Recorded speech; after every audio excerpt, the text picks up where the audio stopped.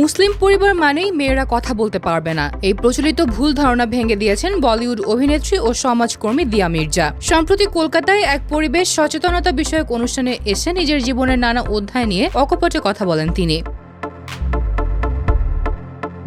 দিয়া বলেন, আমি কিন্তু আধা বাঙালি, মা বাঙালি, বাবা ছিলেন জার্মান। 9 বছর বয়সে বাবাকে হারিয়ে আমি এক মুসলিম পরিবারে বড় হয়েছি। অনেকে ভাবে এমন পরিবারে মেয়েরা কথা বলতে শেখে না, কিন্তু আমি ডিবেটে অংশ নেওয়া থেকে শুরু করে নিজেকে প্রকাশ করার সাহস পেয়েছি সেই পরিবেশ থেকেই।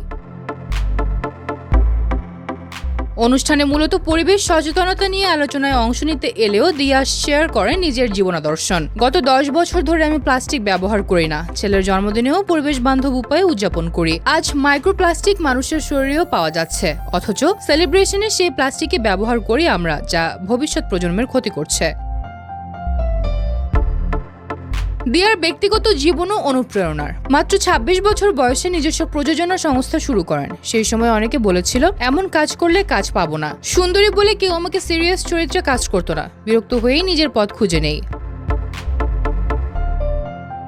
40 বছর বয়সে এসে দিয়া বিশ্বাস করেন না বলতে পারা এক ধরনের শক্তি। তার 16 বছরের কন্যা ও ছোট ছেলের কথা বলতে গিয়ে আবেগাপ্লুত হয়ে পড়েন তিনি। দিয়া মির্জা যেন নিজের জীবনের গল্প দিয়ে সমাজের একাধিক ভুল ধারণার মুখোশ খুলে দিয়েছেন।